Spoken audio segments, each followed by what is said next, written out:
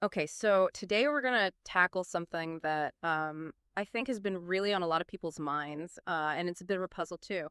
How has Russia's economy, I mean, it survived the massive sanctions from the West since the whole war in Ukraine started, right? And not only survived, I mean, there's signs of some like serious resilience there. So for you guys, you're busy, you want the intel, you want to understand this stuff fast.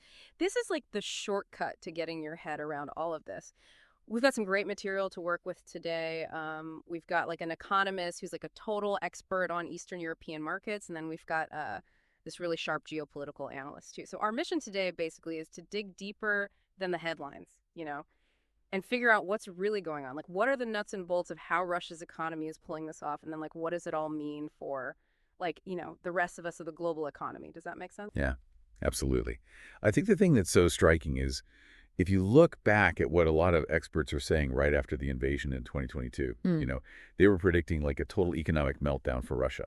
I mean, the sanctions were huge, right? They hit energy, they hit finance technology, like all the key sectors. Mm. And the expectation was basically that Russia's economy would just crumble under that kind of pressure. Yeah, you would think so, right? I mean, on paper, it seems like a slam dunk. So how are they doing it? What did they do to like dodge that bullet? I mean, what were the big moves that kind of changed the game? Well, from what I'm seeing in these sources, it looks like there are a few key things. First off, they move super fast to shift their trade, especially for energy. So instead of sending most of their oil and gas to like Western Europe, they went all in on building up ties with other countries like China and India. Yeah. And that basically allowed them to keep the money coming in, those vital revenue streams, which a lot of analysts thought they just couldn't do that quickly. Yeah, that is wild when you think about it. I mean, redirecting all that energy, it's not like they just rerouted a couple of pipelines, right? Exactly. They had to renegotiate deals like crazy, make changes to their infrastructure, Yeah. and even in some cases, sell at a discount to get those new markets locked in. Yeah. But that quick thinking, and I think you could argue that having a more state-controlled economy actually helped them in this specific situation. It was key to keeping things afloat financially. The second big thing they did was to really push for becoming more self-sufficient. So since they couldn't get a lot of stuff from the West anymore because of the sanctions, they had to ramp up their own domestic production or find ways to get those things from other places like China. Makes sense. So they're like, okay, less stuff from Europe and more from like Chinese companies or just making it themselves. Exactly. And the third crucial move was they put in these really strict capital controls. And this is all about trying to keep their currency, the ruble, stable and stopping a ton of money from fleeing the country. Right. Which could have caused a much bigger financial meltdown. So things like putting limits on how much currency people could exchange or restricting how much foreign investment could leave the country. Right. So basically like locking down the money to make sure it stayed in the system and kept their currency from tanking. Yep, exactly. Now, our geopolitical analyst source really hammered on how important Russia's international partnerships were. Oh, yeah. So how crucial have these alliances been to this whole like economic balancing act they've got going on? Well, you look at the bigger geopolitical picture. Russia's relationships, both the ones they already had and the new ones they built, are like totally central to this whole thing. I mean, China buying up a bunch of Russian oil, often at prices that are lower than the market rate. That's a huge economic lifeline for Russia. And it's kind of a win-win for China too, right? Because they're getting cheaper energy. Right. So a relationship that works for both sides, but maybe with a little bit of a power imbalance there. Yeah, definitely. But beyond just those direct trade deals, there's also the role of countries like Turkey and the UAE. Oh, yeah, they've been in the news. Yeah, and they're super interesting because they've become these major middlemen for goods. So they're helping Russia get around some of the sanctions by letting stuff pass through their countries. And we're talking about stuff that's restricted by the West, like high-tech stuff like microchips and even some military parts. Wow. So they're like these secret channels that let Russia get around the rules. Yeah, pretty much. And then we also can't forget about the BRICS alliance. Oh, yeah. Russia has been using that platform to push for a whole new global economic order, Yeah. one that's not so dominated by the U.S. dollar and Western institutions. It's about a power shift, moving away from the West, having all the control. Interesting. So it's not just about surviving right now. It's about shaping the future, too. Exactly. But let's be real here. Even with all these moves and allies every day, Russians must be feeling the squeeze, right? Oh, absolutely. I mean, our economist source went into some of the struggles they're dealing with. Yeah, and that's an important point.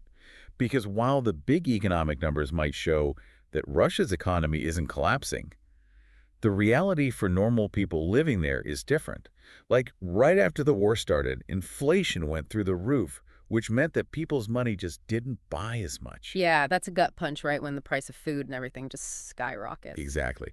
And then on top of that, a ton of Western brands pulled out of Russia. Right, like all those familiar stores and products gone. Yeah. And while Russian and Chinese companies have stepped in to fill the gap, the quality and the variety of stuff you can buy has probably taken a hit, and the ruble going up and down all the time, that creates a ton of uncertainty for people trying to just make ends meet. Yeah. Plus, a lot of skilled young people, especially professionals, they're leaving Russia because of the war and because they're worried about the future.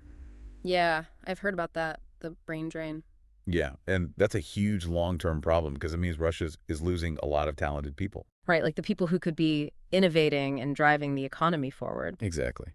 Our sources also mention the government spending a lot more on the military now, Oh, yeah, that's another big one. which has to have a ripple effect, right? I mean, they have to be taking money from somewhere else. For sure.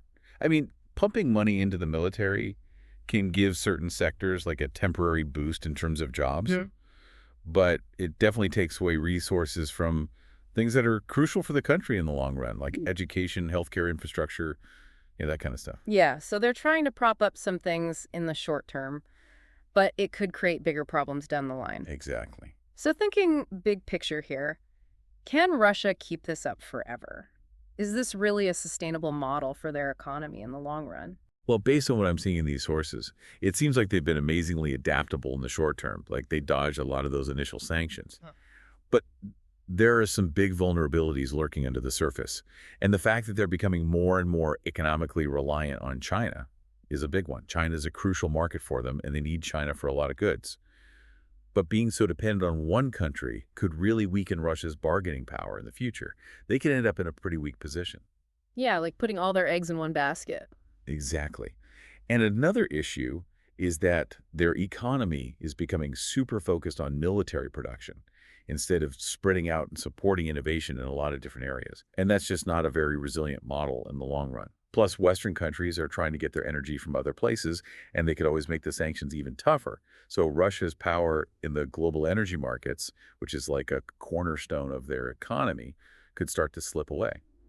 Sounds like they're walking a tightrope. Yeah, it's a delicate situation for sure. Okay, so zooming out a bit, what does all this mean for the rest of the world? Is this something we should all be paying attention to, or is it just like a geopolitical thing? Oh, no, this is definitely something to watch closely. I mean, the war has already messed with global energy and food supplies, which has been a big factor in driving up inflation around the world. Although, to be fair, things have calmed down a bit recently on that front.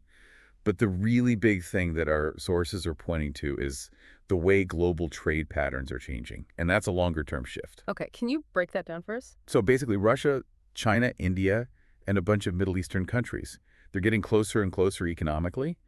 And that could lead to this whole new economic bloc that's a real alternative to the West's dominance. It's not necessarily about economies completely splitting apart, but it's definitely a shift in global power and influence. So it's not just about Russia surviving, it's about how their survival is changing the whole game for everyone. Exactly. That's a really important point. Yeah, it is. Yeah. And of course, Western countries are reacting, Yeah. They're trying to diversify where they get their energy from. See you and find soon for the different next part. suppliers for things. But this whole situation is going to have a ripple effect on international trade supply chains, global power dynamics.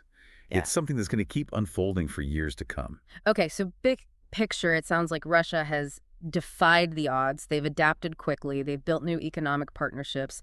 They've implemented some serious controls. Yeah, they've been busy. But it's not all smooth sailing, right? These adaptations come with their own risks. Totally. And whether they can keep this going, especially with the war still happening and their growing dependence on certain countries. Yeah, that's a big question mark. Okay, so for everyone listening, here's something to chew on. Russia's economy has shown it can adapt. And it's tougher than a lot of people thought. So think about what could happen in the future. What kind of global developments could really shake things up for them? We're talking economic, political, technological, anything. Think big picture, think beyond the headlines. What are the hidden forces that could either make them even stronger or totally knock them off course? Thanks for joining us on this deep dive. Keep those brains working, and we'll catch you next time. See you later.